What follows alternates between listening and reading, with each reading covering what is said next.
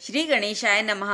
सभी भक्तों को राम राम। आइए अब सुनते हैं कार्तिक मास के महात्म्य का 12वां अध्याय। इतनी कथाएं सुनने के बाद महाराज पृथु ने नारद जी से प्रार्थना की, हे देवर्षि, आपने कार्तिक महात्म्य, कर्क चतुर्थी व्रत और गृहस्थ धर्म के बारे में मुझे इतना कुछ बतलाया है। अब कृपा करके तुलसी का महात्म्य भी बतलाने की कृपा कीजिए। नारद जी बोले, हे राजा पृथु, प्राचीन काल में सह्याद्री क्षेत्र के करवीरपुर में अत्यंत ज्ञानी धर्मात्मा तथा ओम नमो भगवते वासुदेवाय मंत्र का जाप करने वाला धर्मदत्त नामक एक ब्राह्मण रहता था। वह अतिथियों का आदर सत्कार भी खूब करता था। एक दिन प्रातः काल एक प्रहर रात्रि शेष रहने पर वह ब्राह्मण पूजा की सामग्री लेकर भगवान के मंदिर को जा रहा था कि इतने में उसने सामने से आती हुई एक अत्यंत भयंकर राक्षसी को देखा। आगे को निकले हुए टेढ़े मेढ़े और बड़े बड़े दांत, लाल लाल नेत्र, बिल्कुल नग्न लकड़ी के समान सूखा शरीर तथा उसके मुख से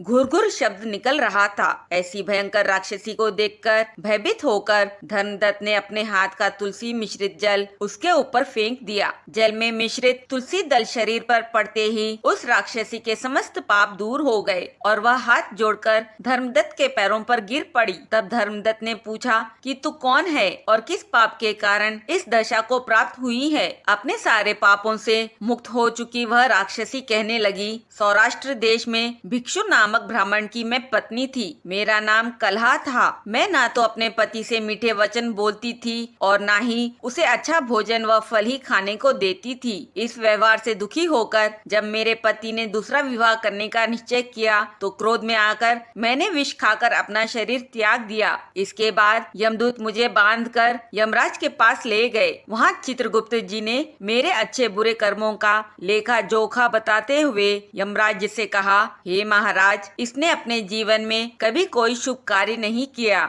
हमेशा अपने पति से द्वेष करती रही है। यह सुनकर यमराज ने आज्ञा दी, क्योंकि जिस बर्तन में यह पकाती थी उसी में खाती थी, इसलिए इसको पहले अपनी संतान को खाने वाली बिल्ली की योनि में भेजा जाए। उसके बाद पति से द्वेष करने के कारण इसको विष्ठा खाने वाली सुवरी की योनि प्राप्त हो। उसके बाद क्योंकि इसने आत्महत्या की है इसलिए यह प्रेत योनि में जाए। इसलिए महाराज, मैं 500 वर्ष से इसी योनि में फिर रही हूँ। भूख और प्यास से दुखी होकर एक वैश्य के शरीर में प्रवेश करके मैं कृष्णा और वेणी नदी के संगम पर गई। जैसे ही मैं नदी के तट पर पहुंची, विष्णु के दूतों ने मुझे वैश्य के शरीर से निकालकर बाहर फेंक दिया। वहां से घूमती फिरती मैं आ रही थी कि आप मिल गए। आपने तुलसी मिश्रित जो जल मेरे ऊपर फेंका है उससे मेरे संपूर्ण पाप नष्ट हो गए हैं। अब कृपा करके इस प्रेत योनि से मेरा उद्धार कीजिए। राक्षसी से सारा वृतांत सुनने के बाद ईश्वर भक्त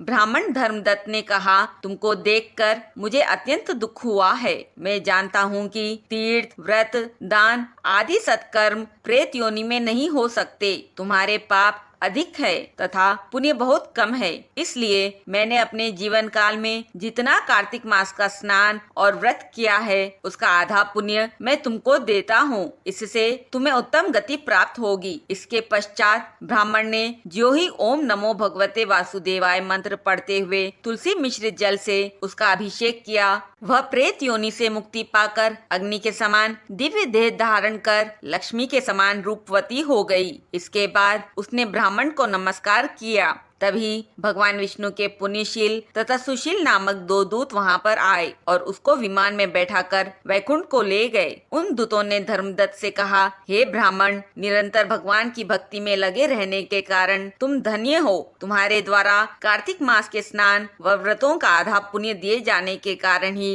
इसकी मुक्ति हुई है। हे विप्र, अपने इस त्याग, भक्ति और कार्तिक स्नान के प्रताप से कालांतर में तुम राजा के कुल में जन्म लोगे और अंत में वैकुंठ धाम को प्राप्त करोगे। इस प्रकार कार्तिक महात्म्य का 12वां अध्याय पूर्ण हुआ।